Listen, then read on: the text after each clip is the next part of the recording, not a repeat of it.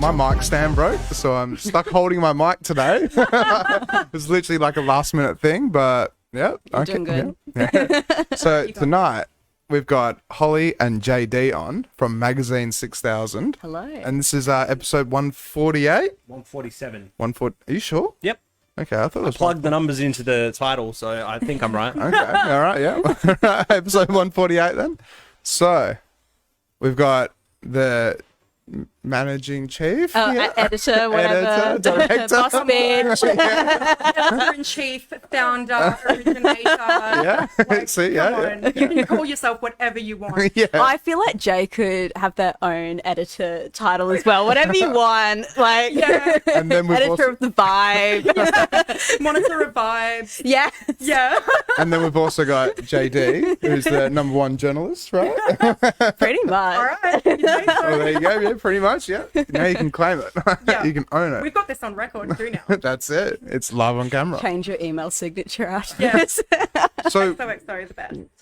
what's Magazine6000, and how did you girls make it and get into it, and Like, what's the story behind it in a way? Magazine6000 is something that I had an idea about back in 2019. I had finished up working with Dircksey magazine, which was ECU's student magazine for a while, and we developed over the time that I was there a bit of a arts and culture vibe. So and Dircksey magazine? Dircksey, yeah, which is Okay. Edith Cowan's middle name. Fun fact. Oh, wow, Edith okay. Dircksey Cowan. Well, there you go. You learn something new every day. And yeah, we're pretty established in the Perth arts scene. We're invited to review all sorts of stuff from music to theatre to film. And I really miss doing that. And it's, yeah, the name came to me, 6000, postcode of Perth. Yep. And I bit the bullet in 2020 and saved up all of my COVID money from not going out, and got some artists I'd worked with at ECU who were graphic design students. They'd graduated as well, and they'd worked with me previously at Dircksey. So the website is completely custom made. Shona Wong is one of the graphic designers. So you didn't actually like make It's the not a magazine- template. Yeah, so like from Artsy or yeah, whatever so they're it was called. a really pretty extensive process of building the visual of it. Yeah. And I was really annoying to work with because I was just like, give the vibe of like someone who's like glamorous but hungover, like cool. That's exactly how I was. Yeah. You know, they've got some smudged eyeliner, maybe they're wearing some faux fur because they wouldn't wear real fur, I don't know. So I was annoying to work with from a graphic design perspective, but they nailed it. I love the logo and the look of the website. Hopefully it's Yeah. not glitching right now. And then Sean Flett built the website off of the two designers brief, and we launched, maybe it was actually 2021. Yeah, we launched in 2021, and yeah, slowly built up from there, and we're still growing, and Jay came on board pretty early on. Yeah, it's funny like you say that because I do not consider you a pain to work with at all. Like you were just like, hey, so Holly and I, so Holly and I met when we're at uni, and she wanted to. You're doing broadcasting or something? Yeah. So she wanted to interview me when I was like president of the Queer Collective, and then. That was great, and we did another interview when I was running the Ducks of ECU Facebook That was the page. first one we did. Was Yeah. the duck one. Like Jay ran this duck page about the ducks at ECU. It was a Facebook page, and everyone was like, "Who's behind this?" And I don't know how I found out it was you. Did I just message you? Yeah, sorry. Is it still up? The duck It page? is, yeah, Ducks of ECU. Ducks it's on of ECU. Facebook. I think it's still on Insta, Campus Quackers or something. Here we go. Yeah, Ducks of ECU. And Very it was just nice. like people would send me photos of the ducks. And because why the hell not? Like, Yeah. and it was, I think I did it around when the baby ducks were. Oh my god, it was coming out. iconic. Yeah. Yeah, and I was really reluctant. I was like, oh, I don't Yeah, know. you didn't want to reveal your identity as the person behind. Like, I'm not that kind of person. Like, I don't like, I was just like, I don't know. And then, I interviewed you and Adam, and I was like, actually, no, this is fine. Like, this is cool. Yeah. And we just like stayed in touch. I think we must have met through the guild though. Yeah, it was through the guild. I think, it was the president. It was Stuart who reached out to me. Oh, cool. Yeah. So he was like, "Do you want to?" And I was like, "Oh, yeah." Okay. Reveal your what were you were saying you were the queen of quack? That's amazing. And then Holly and I kind of kept in touch, and she just put the word out saying she was looking for like reviewers and contributors, and it's actually something that I've always wanted to do. Because is that what you were studying at ACU? No, not even. Like, I'm studying something totally different. And then when I tell people about my day job or my studies or whatever, I'm like, don't even, like, my favorite thing people ask me is, like, what's your creative outlet? Because I'm like, that's what you should be asking. Like, don't ask me what I do for a job, because that ain't it. Like, that's just not what's going to get the intrigue. Yeah, like, that's not what's going to get the interesting responses, So, like, I just get to go to shows and write about them. And you know, I've always gone to a lot of, you know, ballet and opera, you know, like live music, you know, when a lot of the big acts come to Perth. I have about 100 band shirts, I think, at least. Really? 100 band shirts? Yeah, I counted them last and it was just over 100. Wow, okay. Yeah, so That's like dedication. yeah, I've always just like gone to gigs, and anytime someone comes to a gig with me, I'll be like, okay, oh my gosh, I need a download. Like, that was amazing that we just saw. And so I was like, great, now I can just do what I do anyway, but just put it in words on a website instead. So yeah, and I really like your approach, because it's just like, you know, you just put the post up and say, yeah, this is the date, here's a blurb of the show. I have a contributors group, and it's pretty much open. A lot of people get in touch with me and say, I like the website, I like what you publish. Yeah, I would love to it's a very cool be website. involved. And it's people from all walks of life as well. I do have a good mix of people who are in the arts and not in the arts. And I say, cool, join this Facebook group, and I just post when I get press releases through inviting us to various events. It's a lot of theatre at the moment. Yeah. But we would review anything. But still, like, from what I've seen, I actually haven't seen many like publications on theatre kind of stuff. It's always bands and gigs and like festivals and music, rather than the actual like theatre side of things and like the artistic, like cultural side of things. Yeah. And I think we kind of give anyone a go as well, like pretty much if because there are arts publications out there that do review theatre, but they review a lot of bigger shows or shows that are put on by the opera, the ballet, the State Theatre Company, and we review those as well. But we do the small people too. We don't discriminate. I don't go, oh my god, no, like who are you? I think that's actually exciting when you do get to go to someone's show who's maybe never performed before. It's their first show. And, it's a really cool experience. What was the inspiration then for creating the magazine? Because like from the little bio thing that you sent us before, it's like it seems like you have worked in broadcasting. So I studied broadcasting and then started working in it with the ABC, and I've worked for a few other publications and channels and that sort of stuff. Yeah. And this is the journalism outlet I've got now. I don't work full-time as a journalist, but I still consider myself an arts journalist. Like Jay was saying, you know, what's your creative outlet? Exactly. Like where you, like what excites you? You know, like people, Well, I was going to say, that's the thing though. It's like, you know, when it's a job, it's a job. But when it's a hobby and it's a creative outlet, that's when it's more fun, right? And it's more for sure. enjoyable. And I have a habit of monetizing hobbies, and I need to stop. So I'm a bit hesitant about ever, you know, involving advertising with the magazine. It would make some things a bit easier, because right now if I do need to fix something on the website, I've got to self-fund that. If I want to do like an event, I've got to self-fund that. And, you know, I can do that to a certain extent. So I'm not really sure what the future will look like in terms of whether we just keep it as, you know, a casual chill thing, everyone just puts in their own involvement, or whether we do look for some sort of funding. I don't have the capacity to think about that right now. I've got too many other things going on. Have you thrown an event yet for it at all? Or? I organised a launch event.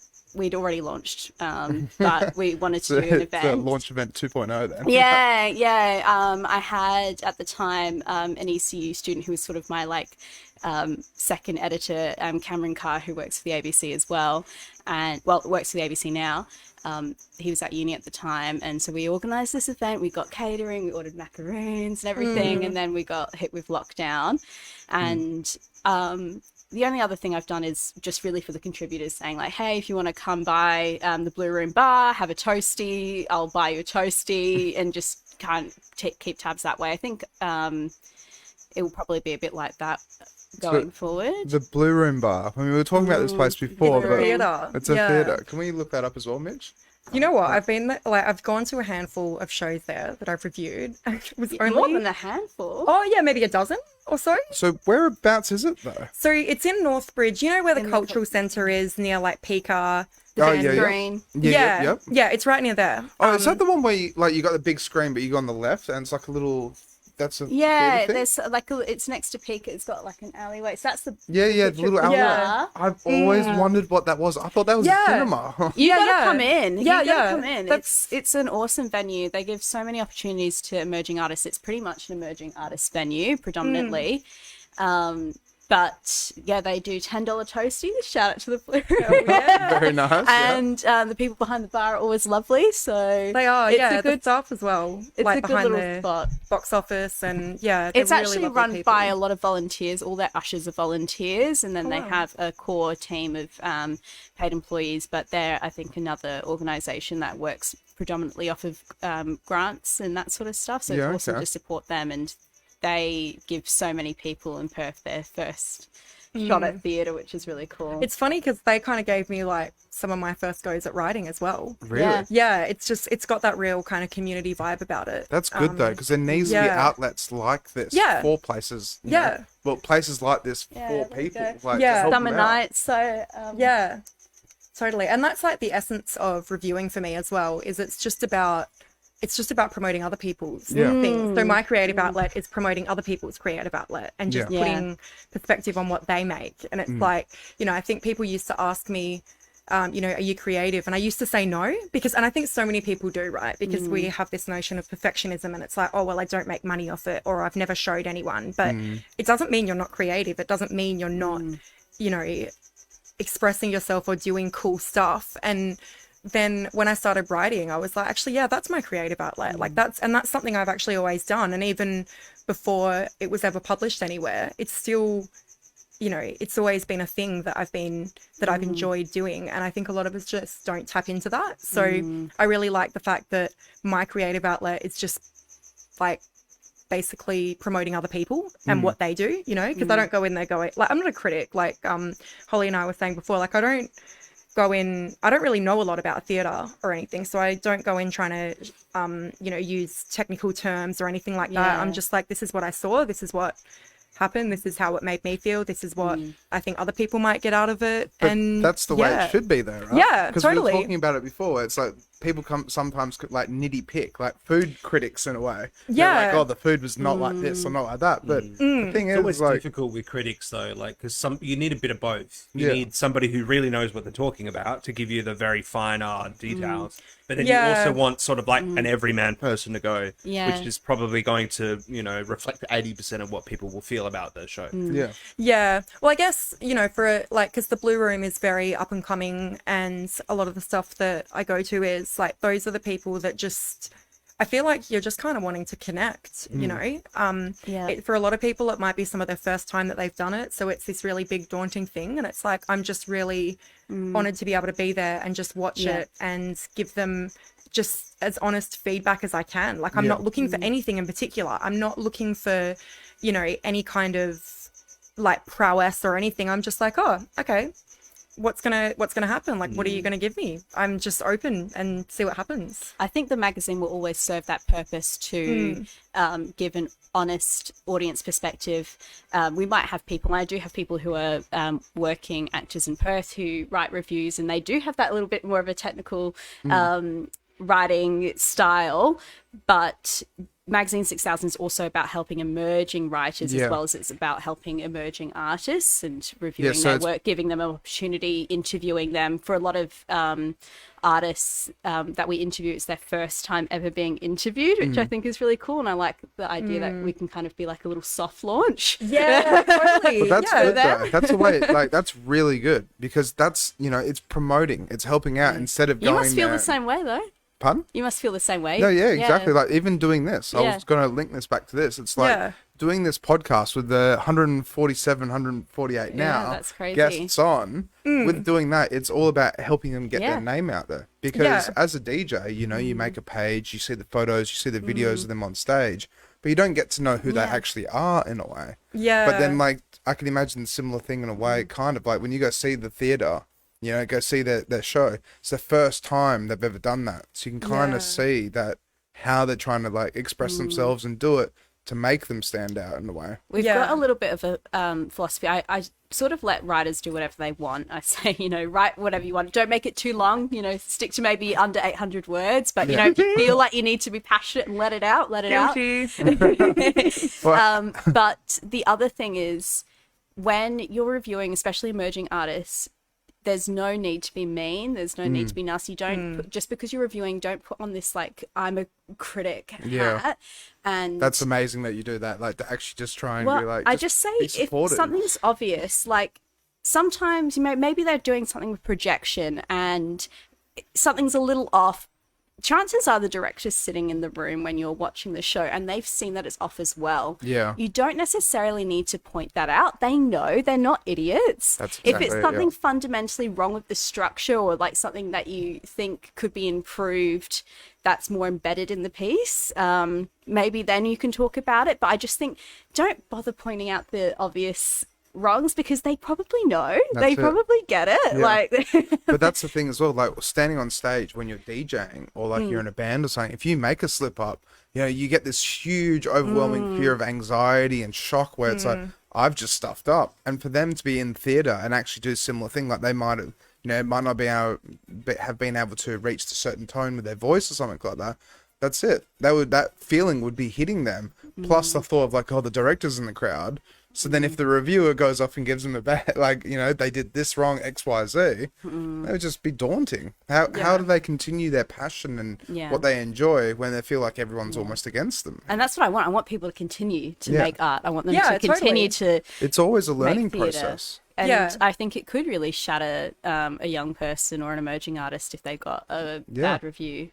And honestly, I rarely see bad works. I think it's a little bit different for companies that have a lot of funding behind them. They've got really experienced artists. If there are things there where you're paying $130 for a ticket and something isn't looking good, isn't sounding good, and they've got all of the capability in the world to fix that and they're not bothering, then that's a little bit different for me. But for emerging artists who are doing this maybe literally most of them are doing it out of their own pocket. We don't need to shit on them. Of course. That's what I like about it. It's just like, this is just something I do on the side for fun. It might be for some of them as well. And it's just got this very kind of organic feel to it, you know? And even like same with the podcast, it's like, it's just, you just enjoy doing things and promoting things that other people are doing. Do you have a goal or an aim for Magazine6000? Just to keep going. Part of the magazine was culture as well. What exactly does that entail? Are you talking about culture in terms of just the music entertainment scene or culture generally?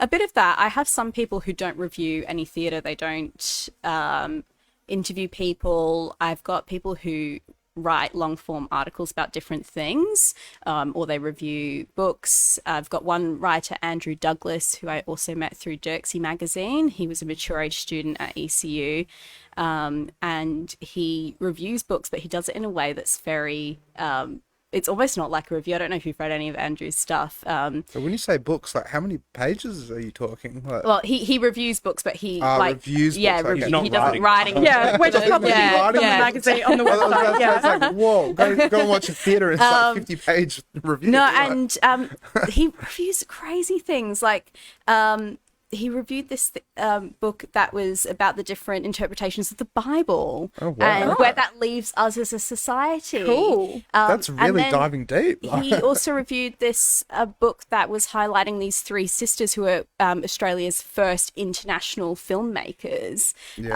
And he doesn't just like talk about, oh, the author did this. It's more of almost a research piece and like discussing it, what it means culturally. And he also is an ex-mental health nurse. I think he still does some work in that space. But he worked at places like Heathcote while it was still open, and he writes from his own perspective as well of what it was like to work at these mental health institutes. Wow. Okay. And it's so interesting. Like he did one on Lemnos as well. I think that's the hospital. It's now part of Shenton College, I think. And I'll see the views go up on these articles sometimes. So people are finding them, that they're interested in these like little hidden gems. I'd love to do more about Perth's history on the magazine. That's something I would like to incorporate more. I think that's always a weird one because I'm just so over colonial history. Like I just, you know, it's like I feel like it's all kind of same. Like some white dude came in and did a thing, and now like the place is named after him. Too political and straying away from the initial. No, I don't think so. Going back to Andrew's pieces, though, I completely agree with your point about the colonial history. It's interesting. his perspective almost comes with a bit of a queer angle. So yeah, if you type in Andrew Douglas, you might be able to see some of his work. Yeah, if he's on the website, he was, I'd want to check him out. I think, one of the founding members of UWA's like first queer society. Like, I probably shouldn't talk about how old he is. I don't know. But he sometimes slips in little anecdotes about what it was like to be a queer nurse. Yeah. And, you know, the people who ended up in these institutions as well. I mean, I put that in some of my reviews sometimes. And I mean, because I think that when you're reviewing something, you're bringing in your own experiences. Magazine 6000, I think that might help. But you can also search on the website for if you go to this, go back to the Behind the Horror Story. That's one of his latest ones, and the Dashing. So, how many views do you get per review? Sometimes. Do you know what? I don't usually look at the. I was going to say, I'm kind That's of glad good. I don't know. I don't want to. That's a good thing to do. I don't care. Yeah, that's a good way to do it though. Sometimes I look at the charts sometimes just when I go in to upload things, and I'll be like, whoa, like that got a lot, or like, oh, that's a shame that one didn't do as well. But There's it's his bio. usually. He's very arty. That's pretty cool. Yeah. What a picture. And yeah, so you see Heathcote Hospital After Dark, so that's one. It talks a little bit about the experience. Oh, there we go. He's talking here in that pull quote about nurses like finding spots to kiss. Oh, yeah. Right? I mean, you can't not bring your own personal experiences into what you do, right? That's how you connect with stuff, because that's, you know, I mean, maybe some people want to be technical or be skilled, but I feel like ultimately it's all about connection. You That's just want exactly it. you want audiences to feel something. You want them to, and for me, when I write, it's like I want people to want to go to this show, you know, for whatever reason, whether it's for the same reasons that I enjoyed it or whether it's something else. It's like you just want people to feel something. And so I always try and think, what kind of perspective or bias am I bringing in here that's influencing my perspective? Because it might either entice someone to go, oh, that's interesting. Like I'd love to, you know, understand that better. Or they might go, oh, I'm not like that at all. But maybe you want to go see, like, you know, so I did this review on a show that was like about horse girls. And so, all the fraudulent horse girls. Holy fuck, that was the funniest Horse fucking girls? all the fraudulent horse girls, okay? Sorry, I Is that up there? I can't. Yeah, I don't know how I'm going to yes. talk about it without laughing, because the whole time I was cackling. If you It go was- to Jay's search Oh yeah, and type just- in all Is the it one of yours, Jay? Yeah. yeah, Will it be in here? yeah. It will be. There you go. The cowgirl I in the also- middle, third Down? row down. Yeah. So. I also did an interview with the director, which was pretty hilarious. Oh my god! So that was just fucking hilarious. Like I was laughing the whole time. I'm a bit of looking a at the synopsis photos about what and it's I- about? Yeah, I of can't, you course, have to do yeah. it because All I right, can't keep so, it straight. yeah, I know. Just like the thought of Jay laughing at this makes me laugh. So it's about this girl. I can't remember the character's name. It was she was played by a bunch of different actors, but primarily by Elise Wilson, and she can telepathically speak to all other horse girls in the world. And there's these bullies at school who claim that they're horse girls, but she can't find them telepathically, so she knows they're fraudulent. So a horse girl is a girl that loves horses. Yeah, horse, Yeah. so Yeah, okay. obsessed, so Okay, obsessed, like yep. saddle club, everything. Yeah. And halfway through the show, she goes to a swimming carnival and sees a police horse somehow and gets kicked in the head, and is then sent into this fever dream where she goes into a Cormac McCarthy novel, all the beautiful horses, All the pretty horses, all the yeah. pretty horses, and she starts to play out the novel, and it is so ridiculous. But the closing monologue was so meta. So Hannah Davidson ended up playing it's Audrey is the main character's name. She ended up playing the final Audrey, and she comes out. So we've done all the clapping. Show's over. She comes Yeah. out. Everyone's like bowing on stage, and they're all like, you know, and you think it's over. Yeah. And Yep. so Hannah Davidson comes out and she goes, not only did I star in this play, but I also wrote it. It's a true story. And people are like, yeah. And then she starts talking about the funding and how it costs $300,000 to put on the Blu-ray. Talking about having a ketamine addiction. And then you realize it's like this.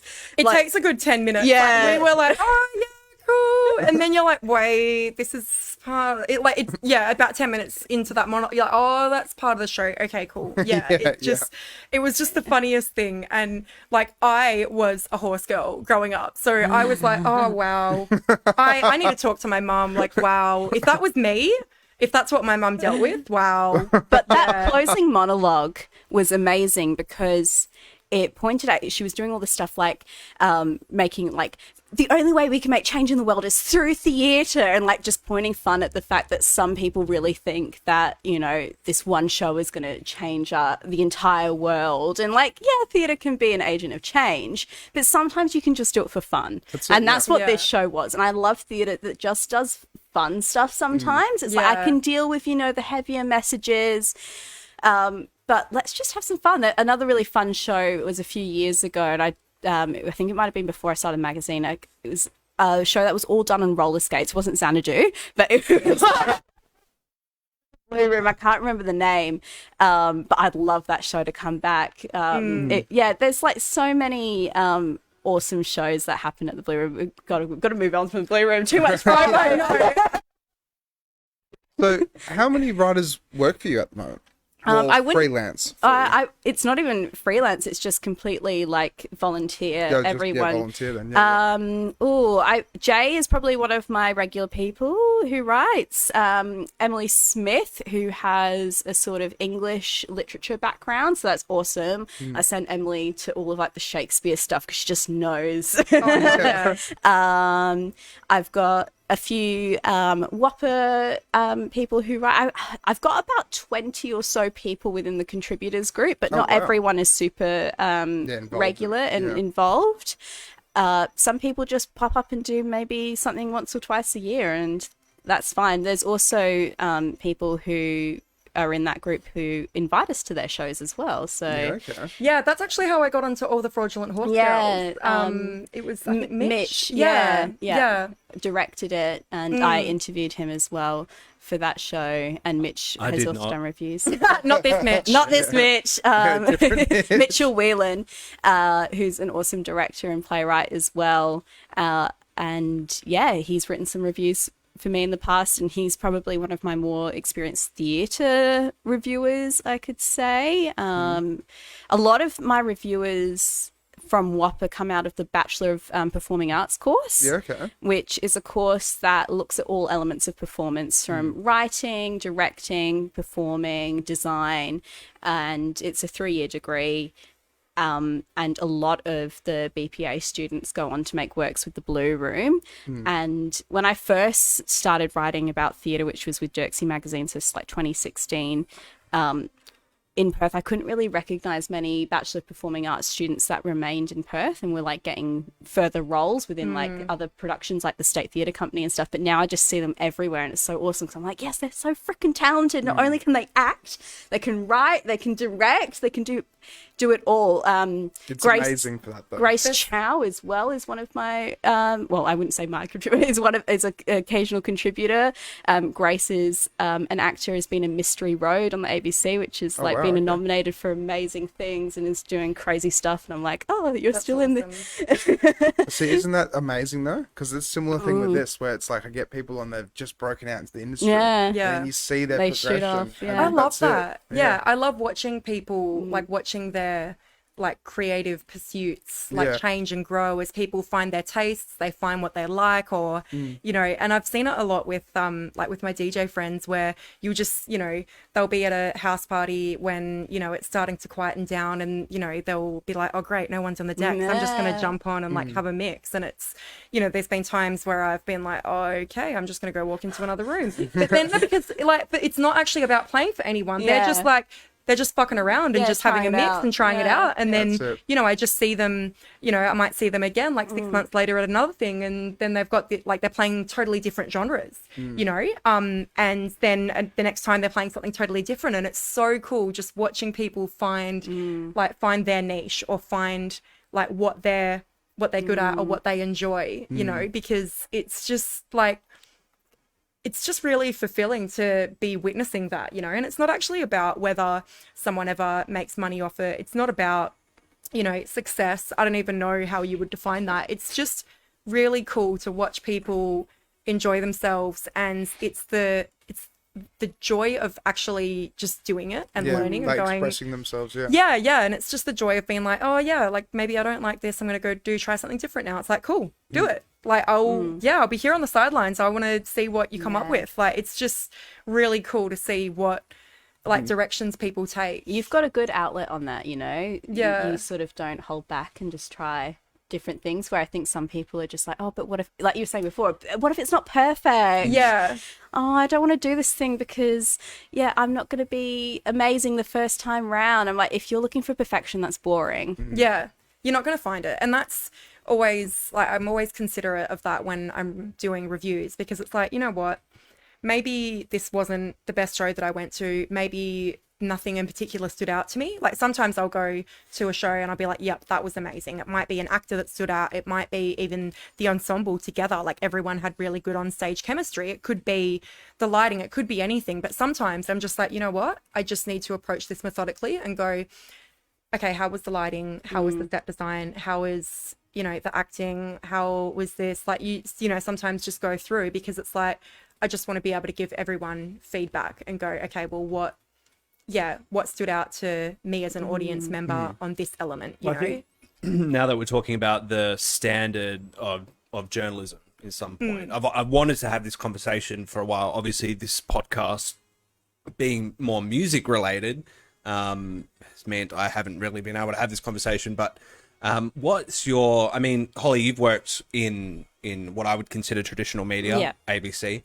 Have you noticed any sort of shift or change in the media landscape in Australia, and what effect has that had on your outfit and how you try and work alongside the more traditional media? It's a very interesting question. I don't know if we've had any direct impact, because we just sort of march the beat of our own drum. Like, you know, if we don't have funding, we don't have to, you know, appeal to any particular person, I suppose.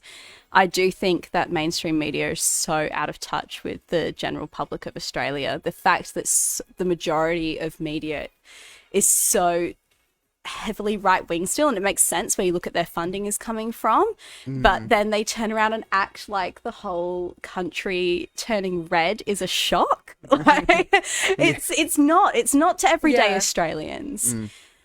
I think journalists can sometimes be a little bit out of touch as well of what it is actually like to be an average person too, because they're so caught up in this world and what other journalists think. It's the same thing with the DJ industry. Everyone just gets wrapped up in their own thoughts of just like, this is how it is, this is how you should be, instead of going, like, looking from the outsider's perspective of trying to, you know, play to the crowd, do the right thing. Well, I guess it depends on the editorial staff, right? Because from what I know from the media, and my perspective comes from a more political anthropology style view, and that is that a lot of the journalists who are just the foot soldiers have to write in a way to appease their editor. And their editor ultimately is trying to appease their boss. They're pushing an agenda. That was pretty clear when recently in the West Australian they were reporting poorly on Andrew Forrest, and that's because he had a relationship fall through with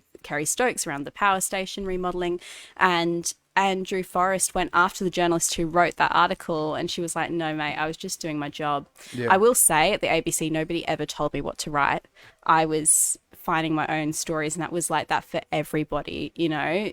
If we have a press release that comes through from the police that's, you know, relevant to us, maybe we'll report on that, but that's not even a direction. I never had my chief of staff say, you need to change this to have more of this tone. I think that sometimes people think that's what happens. That's never really cool, had anyone tell me what to write, how to write it. Obviously the sub editors will format things. I should clarify that I mostly worked in radio journalism, so it's a little bit different, but I did do some online articles for the ABC.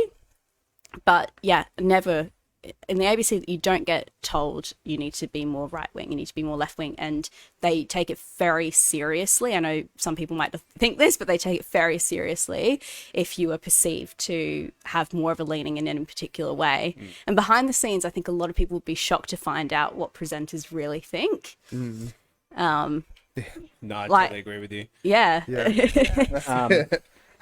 I remember back from. Do you remember the Royal Commission into the media, something or other? They had a Royal Commission into the media. This was probably Yeah. maybe 2018, 2019 period, Okay. just before COVID. And they called Kevin Rudd up to the commission, and he was basically outlining how the news for the day, the news cycle, is outlaid by the newspapers in the morning. And the newspapers are 100%, well, nearly 100% owned by the Murdoch Industries. So, Murdoch's company. And so essentially he's lining up all other media, radio, TV, magazines, whatever. They're getting all their direction for their news for the day from the newspapers, which are right-leaning. Yeah. So that's where you have that problem. At least that's the way I understand it from the way Kevin Rudd explained Yeah, and Yeah. in that style of media, that's the way it goes. Is particularly for TV. Like they'll show up and read the paper, they'll listen to the ABC reports. So I worked within a regional bureau, so we would find stories. So if I'm creating a bulletin for Tuesday morning, I would find stories on Monday that would go into Tuesday. So then you have the regional TV stations listening and saying, oh, yep, that's the story we're going to pursue for tonight. So we almost set the agenda, but we did read the newspaper as well and see, is there anything we missed?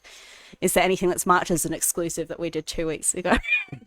I guess that begs the question then, is traditional journalism dead? Depends on what you mean by traditional journalism. Well, because back in the day, if being a journalist meant going out and finding the news, whereas nowadays, mainly in Australia, this is an Australian problem, it seems more like they're not going out to get the issue. It depends a lot It's on more of a funding. reactionary thing. Yeah, there are some newsrooms. There are a lot of newsrooms, particularly in commercial radio, where their journalists don't ever leave the newsroom. It's very rare for them to chase any stories. They just get press releases, they get whatever quote they need, and that's them done. Or they just do copy stories, which is them just reading off a press release. So in some ways, yes, and it is dying with so many regional papers shutting down. Let's not throw in the AI question too. Yeah. I don't think AI will ever properly replace journalism. Yeah. As you know, It's the I just human can't- interaction. Yeah, I can't imagine an AI reviewing something. Like how how could an AI ever have this sort of conversation? Yeah. yeah, exactly. How could you have this kind of conversation? I think the AI that we have available to us for free on the internet isn't the AI they're talking about.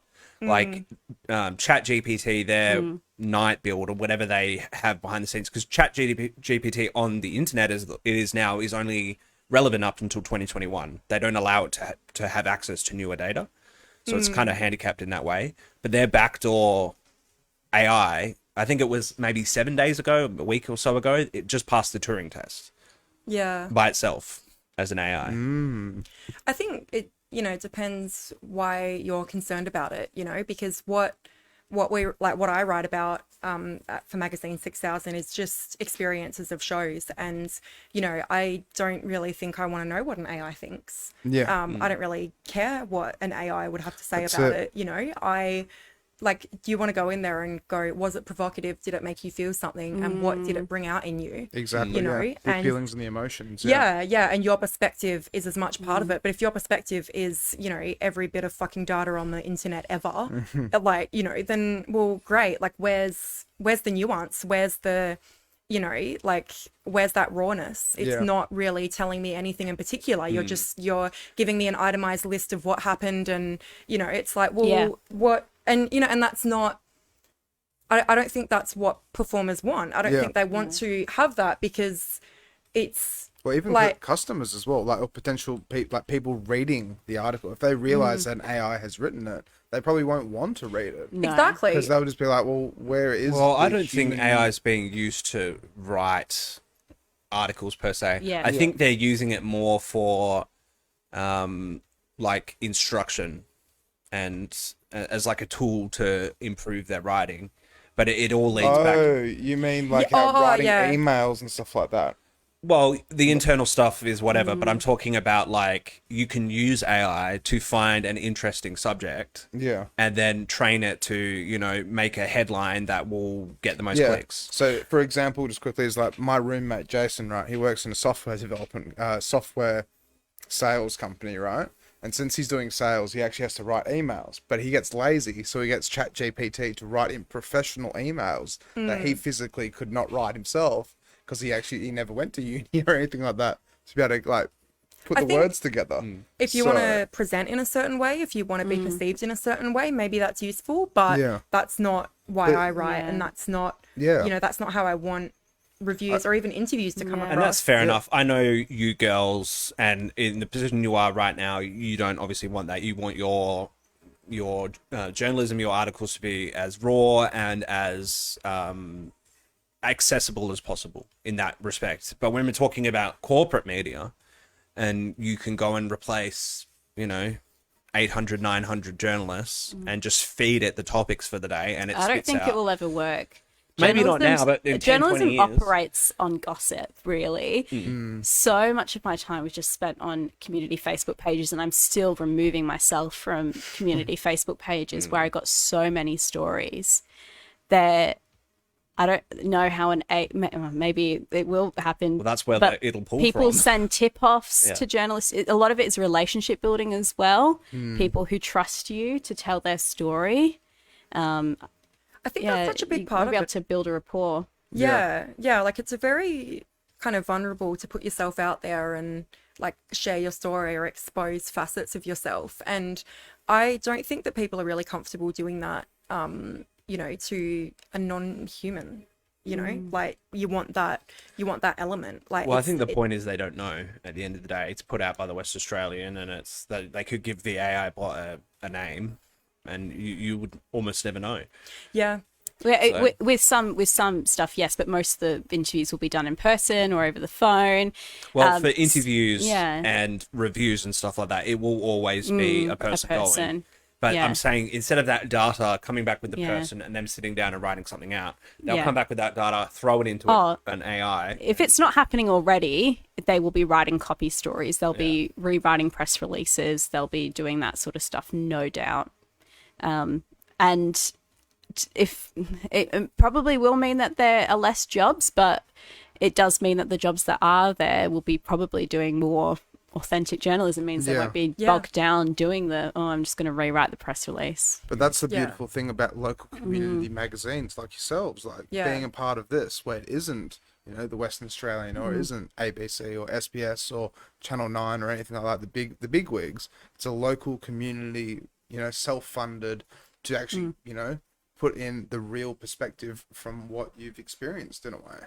Yeah, that's what I really enjoy about it. It's just people wanting, I mean, you know, for at least the reviews I do, like sometimes I'll read a book or listen to a podcast or something and it will compel me to write about it. But, you know, I try to keep it more like Perth centric. So unless it's like a Perth author or something, I'm like, you know, that was great, but, you know, I would rather keep it more Perth centric. And it's not like from any direction that Holly's given or anything like that, but it's just like those are the people that I think are going to be reading it. And it's, I forgot what I was going. Oh, it's just keeping it local and community. Yeah. And we both love living here and this community. Yeah. Nothing annoys me more than when, actually a few things would annoy me more, but when people diss the arts in Perth. Recently I saw a comment on the West Australian Opera just did Into the Woods, and someone made a comment saying, this is some of the best singing I've heard from Perth actors. What? Yeah. What a backhanded compliment. I know. But also, like saying you're pretty good for a girl. Like, it's so insulting because we have so many people who are just so full of talent here, and do you know what? We lose them to other states. We've got a lot of people who came from here who have had to go elsewhere for work, but we've still got brilliant people here. And we've got WAPA here. We've got the West Australian Academy of Performing Arts, where so many of these people that you see in these musicals that come here and tour here, went. They did their training here. That's exactly Alex it. and I were actually talking about this the other day. Like, there is something about the isolation of Perth, and it festers creativity. It does. Like, We do some weird shit. we really do, and I don't know how. Like, where do these ideas come from? And it's like, is it just because we're so isolated? Like, you know, that for a I would never say this, but, you know, like, for a long time, people would complain about, like, you know, artists or acts not coming to Perth or whatnot. So was it just a case of we need to make our own fun? Or is it a case of we know that, you know, there's not going to be much, you know, a few hundred Ks further north, south or east or whatever. So we just go, all right, well, what's around us? What are we going to do with what's in front of us? So I think it's just, the isolation does something to you, and it forces a sense of community. Like, it forces people to connect and try and build their local community, and it makes just really weird and interesting shit come out. Like, there's creatively, there's just some stuff that I'm like, how do you come up with that? The isolation is a blessing and a curse, because you got places like America, which were built on, like, being a melting pot and having we have obviously quite a diverse collection of people here in WA as well, but because there's not a lot of that, you know, like cross talk between the states, you know, we're over here in WA and they're over there over east, and there's a lot of stuff going on between, say, Brisbane, Melbourne and Sydney, but there's not a lot of connection to WA in that respect. So yes, it breeds a lot of weird creative stuff, but there's also a lot lost in not having that connection. Does that make sense? Yeah, I would agree with that. I think it stops It's a unique situation. Smaller shows from touring as much, potentially, because it's not as easy. That's it, yeah. Whereas in the UK, you could probably quite easily tour big shows around, as because you just hop on a train or you drive a truck, you know, with your set in the back. So maybe that's a potential downside. That's it. It's the population as well. Like, one of the biggest things I think about why people just come out of the woodwork, basically, and they go off and become huge stars, like Heath Ledger and, you know, like all the big names, is because, like, you know, when you're born in somewhere like, you know, Sydney or like New York, or it's like really dense population, it's like the chances of trying to, like, you know, go out and stand out amongst everyone else almost. Yeah. Because, like, with here, like, you know, we've only got a population of 1.2 million, but that's in the whole of WA. And so then I really think that, like, people that, you know, they go and study at Whopper, and then the opportunities are there for them to try and take on, like, you know, local community things, and actually, like, it really helps their interest and pushes them. Because, like, I could imagine, we'll say, like, New York City. What's the population of New York? Could you look that up? Where it's like, you know, it's everyone trying to have the same vision, the same idea, the same goal, but then they're all working together. And then it's like what we were talking about before with broadcasting, where you're stepping on each other's toes sometimes, trying to get, like, the better article or do the better thing. Yeah. 8.4 million. Yeah, but New York. Yeah. But that's where, like, I kind of think it could potentially be with Perth, because we're so small, so isolated, but we've just got so much potential and opportunity here. I feel like, you know how things, events, artists, whatever, they get popular and then people go, oh, they've changed, and they become mainstream. I think that's one of the things I like about Perth, is that it doesn't very really kind of small. Yeah, it doesn't really happen here. Like, we're so, like, small and isolated that it's just, you know, what option do you have but to support the art and the things being made around you, you know? And it's not a case of, like, oh, there's nothing better coming. It's not. Like, there's so many talented people, but the thing is that it's not about, like, the people that are making stuff, the things we're seeing. It's not about the success. It's not about the ticket sales. It's just, you know, it's just passion, and it's just people wanting to, like, express themselves or create something cool or meaningful or interesting. And so it's just completely raw. There's no pretension. There's you've got nothing to prove. And, you know, if you do, you can go elsewhere. And exactly. That's awesome. And people do that. They do go elsewhere, but we've got people in Perth who's some of the best actors, some of the best musicians I've ever seen. Yeah. But they've made a conscious decision to stay here for whatever reason. And that's totally valid. It is a great place to live. Yeah. It's is. an awesome place to live. I lived Yeah. in Sydney so briefly before COVID shut it all down.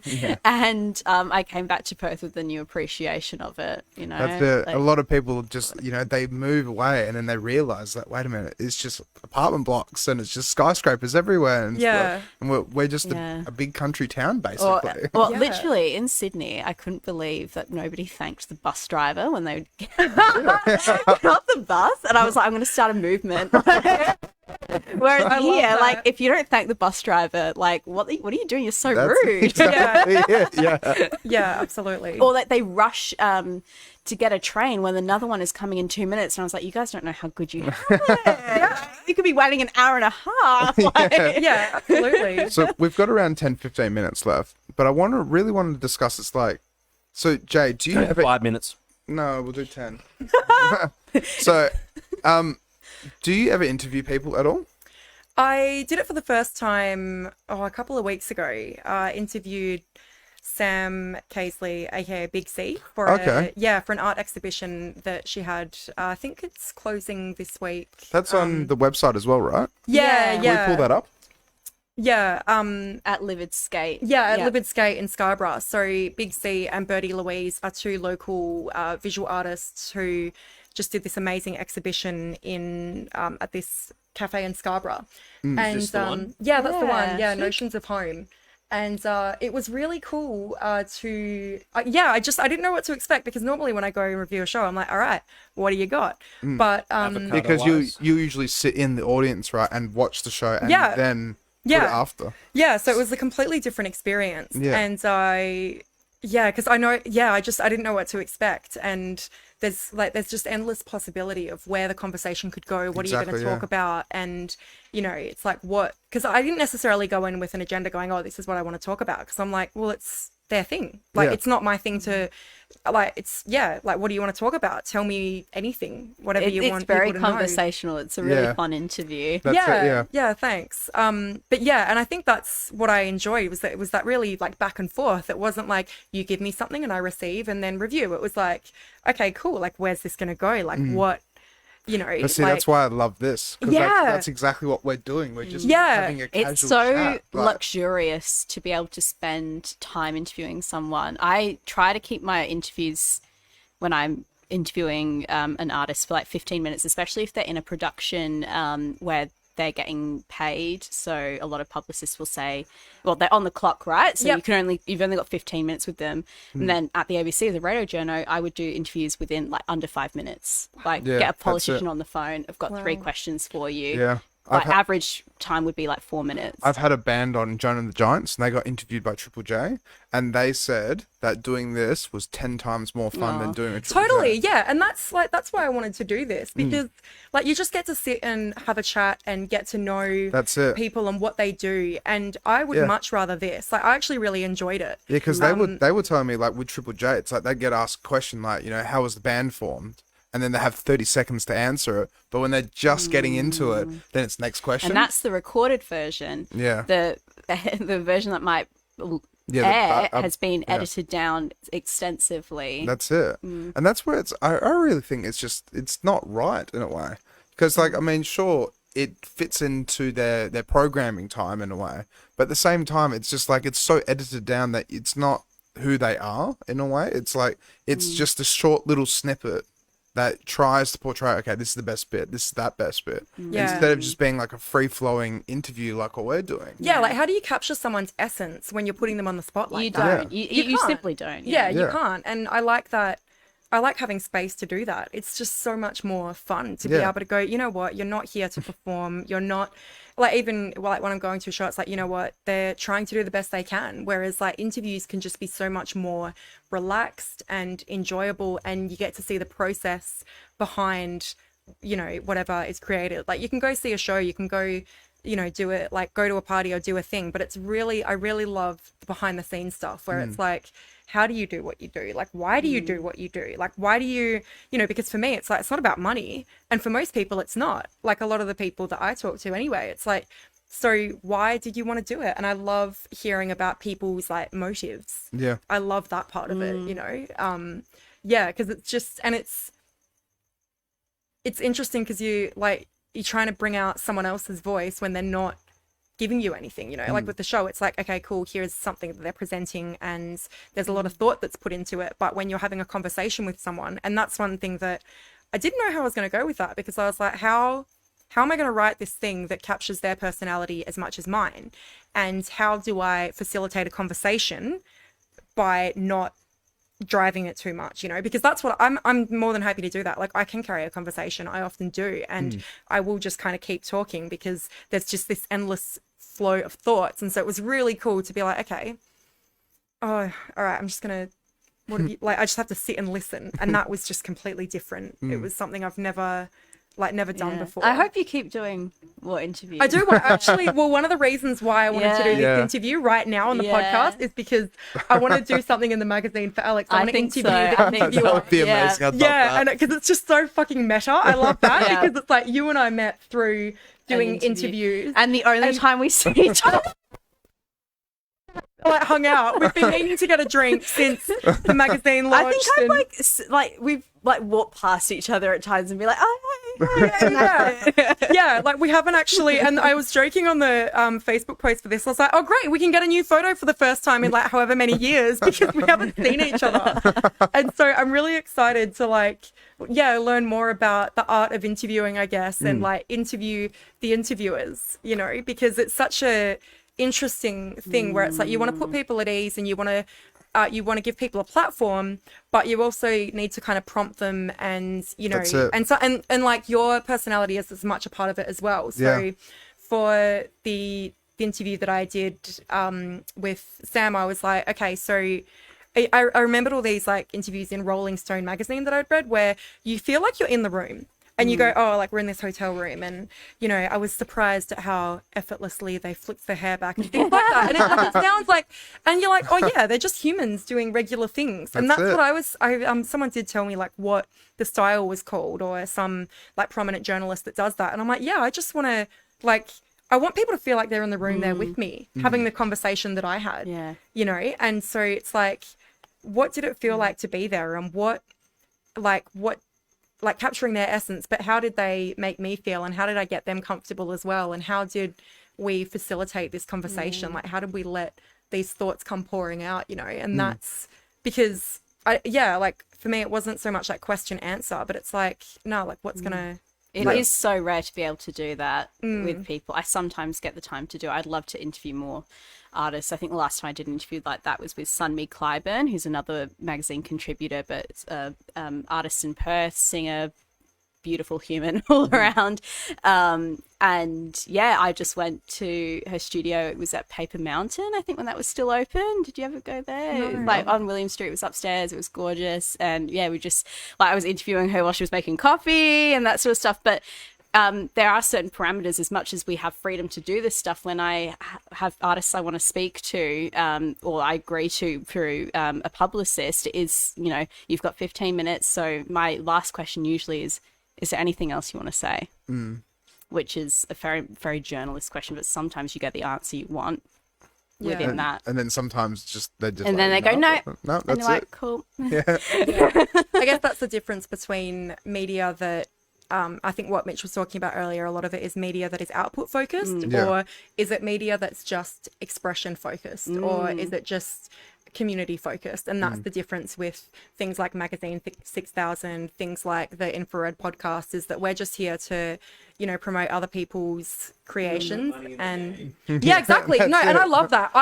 Someone asked me the other day if I would ever do this as a job, and I'm like, I don't know, I don't think I want to. Like, I don't want it to be a job. I don't want it to be a chore. I want to play by my own rules. That's I've created this opportunity, you know, because I wanted to do this my own way. I wasn't going to have another opportunity to do this under any other format. So you just create your own opportunity. Yeah, create what you want. If there's something that you wish was out there and it's not, go make it, go do it, you know. And like, I think maybe it's a bit daunting for us to say that, because like Magazine6000 is very kind of polished, and, you know, like you come in here and it's like, oh wow, you guys have all this set up and it looks like really intimidating, where you're like, well shit, I don't have the money for all that. But it's like, you don't need it. You just need to have an idea. And you can also reach out to other people who are doing the stuff you like. That's it. Yeah, exactly. And I think like everyone is happy to like people love to connect and love to meet other people who do similar things. You know, like no one is trying to hoard the platform. No one's trying to, you know, hoard they don't want to be the only magazine or the only podcast or the only anything. They're just like, they just happen. It's like, if you happen to be cool, but it's like, yeah, you just want to be part of something. And that's all it is, really. It's not, it's not about anything in particular. So just before we wrap up then, so similar thing for you, Holly, then. So like, what is your experience with interviewing people? Because as you said before, it's like you've been to Paper Mountain, it was called, right? Paper Mountain, and then it's like, you know, a 15-minute interview, but then... Oh, no, that was like, an interview I got to do for hours. Oh, really? But... Like, where did it all begin? Just, with interviewing? Yeah, like, what was your first interview actually like? I can't remember my first interview. I've done probably thousands of interviews because it's... Yeah, so I've got a Bachelor in Broadcasting Journalism and a Postgraduate Advanced Diploma in Broadcasting.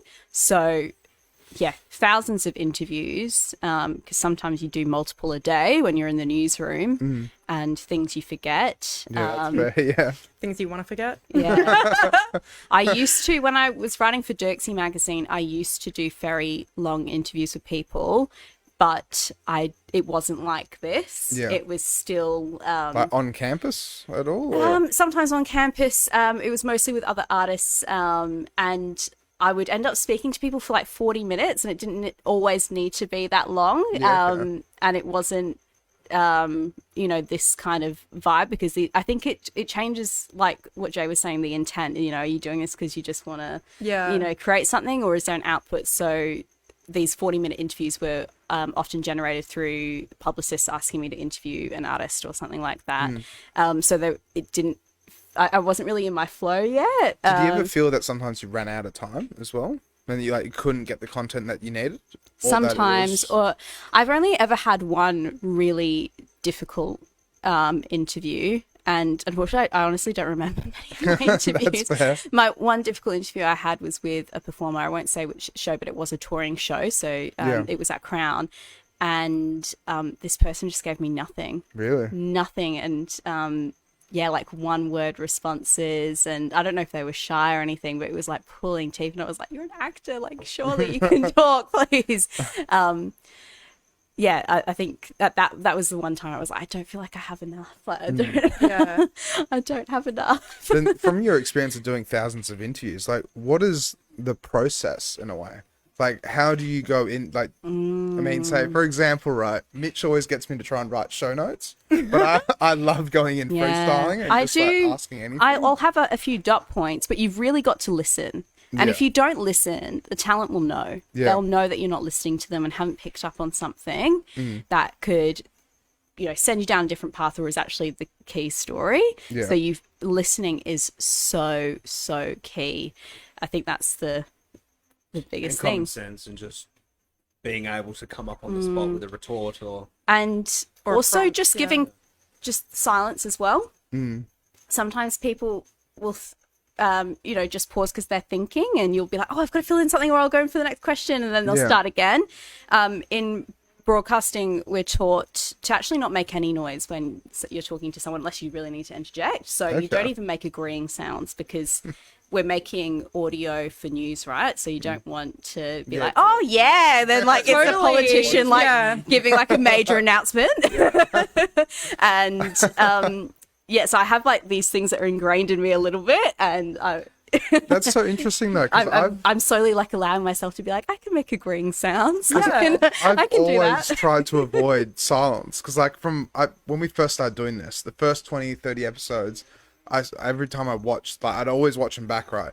But anytime there was silence, I'd kind of pick up and it's like, yeah, that's just dead air. That's not good because like we're on live on camera. I think we've got the video. There's a difference when you're live, I think. Yeah, it depends on the format, I think. Like this, you know, you want it to be engaging and it's got to be more of a continual flow. Yeah. Whereas, and I mean, I guess a lot of the interviews you've done have been kind of different, but for, you know, interviewing to write about it, you know, for a magazine, I think that's a bit of a mix of both where it's like, cool, you want to keep it flowing, you want to get the ideas going, you don't necessarily have, I mean, for me, it's like I didn't necessarily have a finite amount of time where I go, okay, I've got 15 minutes or I've got 40 minutes to get everything out of them, but it's like, but I want to make sure that there are ideas flowing, and so, so the silence, it didn't matter too much if there was moments of silence, I'm pretty bad with that anyway. Holly, help me out with this.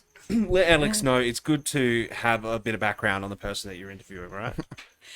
Yes. I feel like I always read the blurb. You're trying to, what are you trying to say? What's the motive? In one stone, why not? Just get out and look, for perspective, I was actually really impressed with your professionalism, Mitch, because when I reached out, I was like, hey, I think it'd be great for for you guys to talk to Holly and about Magazine6000. And you're like, all right, cool. Here's a bunch of topics. Do you do you want to talk about this? When's it going to be this? I was like, oh, okay, cool. Like, this is a well-oiled machine. Who make it happen. Yeah. Mitch was just like, all right, here's the date. I realised I was doing that much. No, it's great. Like, No, you're an awesome producer. You make it happen. that's what you want, because I feel like if it was up to us, we're just like, just see what happens. A very similar approach of just let the conversation happen, see what comes up, See where we go. let it be organic. To be fair though, whenever I approach people that I've never met before or any just message them cold on Instagram, right? Then I'll give them maybe it's kind of like a little mini essay, almost like a little paragraph where it is probably maybe 150 words, 200 words explaining it's this is who we are, this is what we do, this is what the who, what, when, where, why, how. And you're obviously reaching out to them for a reason, right? Yeah, so you would that's it. know a bit about them. Yeah. Yeah. That's it. And just do my research and go, okay, well, they seem to be really popping off. That band's popping off in Perth. I wonder if they're interested. They say yes, but then, then they start asking questions. Who's your dream interview? Dream interview? Yeah, who would you, if anyone? No. Honestly, I dream interview. I think what's his name? DJ Hornet or whatever, part of Pendulum. Oh, For yeah. For you, DJ Hornet. Well, yeah, I'm just pulling names out of the top of my head. Or Keith the guys from Richards. Slumberjack. That'd be cool to interview as well. I would love to interview Keith Richards. Any stage manager. See, that's what I'm Maybe more a interested taxi in. driver. Yeah, I'm Yeah. interested in the behind the scenes people, because they they see how it works. Everyone loves this idea of the glamour and all that behind it, but it's but what about all the the processing, the process of all the rehearsals, all the hours you spend putting something together. That's more impressive. Those people I find are the more they have more interesting stories. That's exactly it. Yeah. There's two examples I'll bring up. So there's a girl called Emma Haynes. So she now works at Lab 6 as a vocal coach for singing and stuff. But she actually helps create, direct, and produce Whopper shows. Cool. Oh, cool. So with that, it's the thought process behind of so you want to do this show, but what are the do's and the don'ts, and what can you do, and how do you make it successful, and the whole lot. It was amazing talking to her. Yeah. She does opera things and all sorts of crazy You're stuff. so right. It's all the behind the scenes. Yeah. People are going to hate that I say this, but I was listening to 6PR the other day. And Gary Adstead, who's an amazing journalist, he was interviewing a publicist who's been in the game for decades. So has literally used to take records into radio stations. Oh, wow. So that's the kind of, it's those behind the scenes stories. And because a lot of artists, especially when they get big, they're very restricted about what they can say. And there's a very clear intent. It's publicity. And sometimes they want to keep things reserved. And that's what I like about interviewing more behind the scenes people, right? Because they are not the public facing. They're not the, They don't they're have not media training. Yeah, well, but they're not the brand. It's not necessarily their brand is in what they do, their work kind of speaks for itself, so it's less about, oh great, another interview I've got to do where I've got to try and convey all of these things about a production or something. It's that is a lot, but when you can just catch people who aren't used to that, you get to see a completely different side of it, and that's what I really enjoy. And there's less kind of ego, and that's it. Yeah. See, the other guy that I interviewed, right, Davo, who sometimes goes to Quigley parties. Oh yeah. And so it turns out his DJ name is Desynth. Desynth. Yeah. Oh so yeah. It was wild because I got him to come on because he got signed to a record label, right? Yeah. But sick. before we started, maybe because I got him to rock up an hour earlier, so we're having beers, hanging out with your mate, and then he's just I don't know if it's important, but when Simple Minds went on their world tour, I was their roadie. And I was like, how is that not Wow. important? Yeah, Like, what? yeah, that's the kind of shit I want to hear. And we went to like 42 different countries. So Damo, who was sitting there, and my other producer, was looking up every single country he's going to, and we're just talking about like, so wait, you went to Russia, and like, what was it like there? Oh, I got to spend 2 days there, and like, you know, I got to sleep at the back of the bus. I got given like 50 euros to go off and just like buy some lunch and walk through the streets. Like, you'd rock up, you set up the stage, you set up the show, but then all the other roadies would go and have a beer somewhere or go hang out and do this and do that. But you don't see that side. Sometimes you can ask behind the scenes questions though. I like asking people what's on your rider. Oh, Yeah, well, that's a that's it, good yeah. one.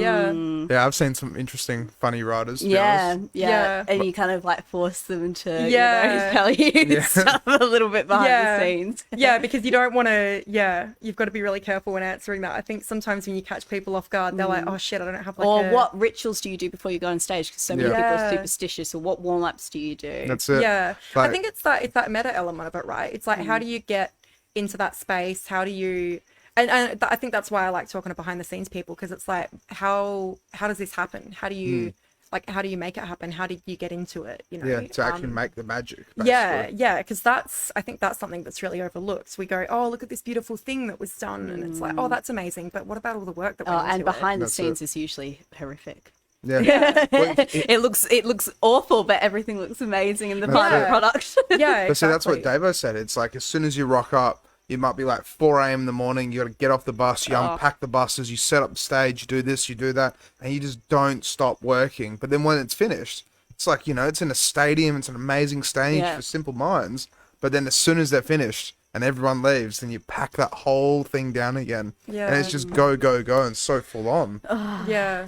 It's like I love going to music festivals or like any kind of festival and watching the festival city arise. Like I love seeing it come to life in front of you. It's awesome.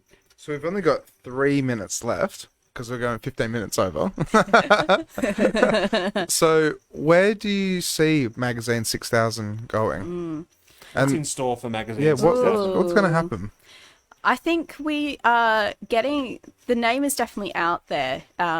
Publicists contact me every day, so it's That's getting really cool. it's getting further out there. I would like to do more of the projects, like interviewing people in a similar fashion to this, kind of what Jay was Yeah. talking about previously as well. It's just a matter of time. I've got to find more balance in my life, and then all we'll do. get there. Yeah.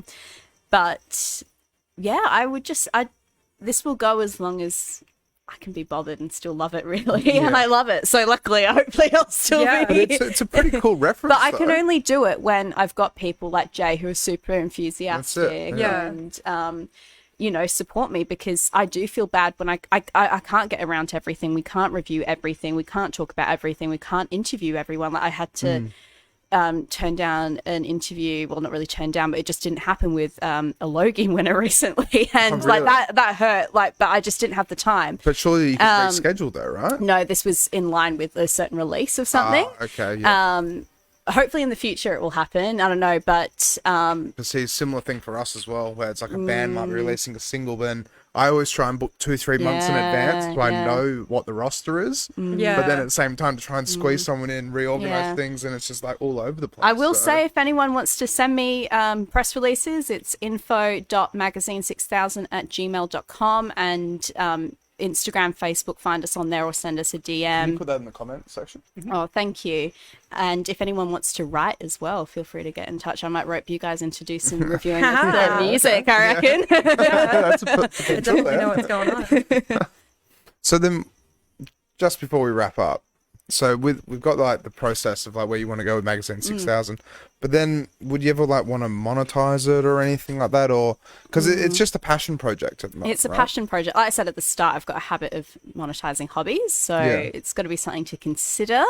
Because And do also- you put a lot of money into it at the moment, or Only when the website needs maintenance or I want to do something, and I try to like put a little, bit of money away so I can do stuff, but sometimes it just doesn't happen. yeah? I Do you would take like. donations. Not at the moment. I might set up something called Buy Me a Coffee. I think that's it. Okay. It's like a little plugin you can put on your website where people can like send you Yeah. like $5 or something like that, which would probably go to website maintenance because I can't always get around to doing things. Yeah. Because it is a custom design as well. I do need to go back to the web developer who built it. And lucky he's awesome as well. But I would just love to keep creating the community as well, having more people reach out to keeping it be local involved, and keeping it fun. Yeah. And then have you ever thought about partnering with like some of the other established places? Because Express Magazine is still around, right? I don't think a partnership would probably be something I'd be interested in. Yeah, that's fair. Maybe sponsorship, but it's just a matter of time of being able to, if I apply for grants, how am I going to find the time to do the acquittal for those kind of things? How am I going to find time to actually write these grants? It might happen. I might be able to work out more of a balance, but I also work full time, but I'm also a celebrant as well. And I take that very seriously. It's another interviewing skill. That's when I get to interview people a lot is when I sit down and interview my couples. But yeah, well, I don't know. We'll just see. We'll just see. See what happens. Yeah. For now, I think it's just part of the charm of it. Yeah. As long as people are wanting to promote things and as long as people are wanting to write, it's just fun. Yeah. Yeah. Well, there you go, guys. Everyone listening, head over to magazine6000.com.au and check them out. Just .com, I That's think. it. Just .com. I could be wrong. That's .com.au. Oh, God. There you go. Oh, there you go. Oh, wait, it is magazine6000.com, but your graphic has .com.au on it. Your logo. That's You should true. That's Fire the true. editor. I should buy them. Troubleshooting live on the podcast. I think if you put in both, I think I've got both domains, but don't try it now. Don't embarrass me. all right. We'll do it off the We'll podcast. do it after. Yeah. Thank you so much, guys. Yeah, for no, it's having been us. awesome. This has been so good. It's been really like lots of fun. Yeah, very meta. And then we will see you guys next And week. people keep an eye out for Jay's interview of Alex. yeah, Yes. I'm interviewing the interviewer Yes. in a different platform. Yeah. No, we should do it on this, and well, we can work it out after, but we'll try and like hybrid or something like that. Yeah. And so next week we have an opening, so I will be booking someone very soon. So, No one booked as of yet. Mystery guest. but the week Yeah, after, it's a mystery. that's it. But the week after, we've got Bromad coming on. So Bromad has just managed to crack Beatport's #1 on dubstep and Beatport's #1 on drum and bass as well, Ooh, Cool. worldwide. wow. So yeah, a local Yeah, Perth that's producer awesome. that's just shot up to stardom basically. So Yeah, nice. hopefully There you go. that's it. Hopefully it'll be a hop, skip, jump for him, and then he'll be playing in LA and San Francisco and all around the world. Oh, is Hopefully. it the Splendor lineup gets released in a few days? that's With him on that. Yeah, you might be on that. Yeah. Yeah. All right, but we'll see you guys soon. So thank you very much. Just And before we go as well, I just want to say hi to Shanice and Lynn Ferguson. Thank you for that's joining awesome. us in the chat. I love Bless that. Adorable. and shout out to Lynn. And shout out to Shanice. Hey, Mom, you're the best. Polly's mom, what a Ollie's champ. mum. All right, we'll catch you guys soon. Catch All you. right, guys. Ciao. I got the eye.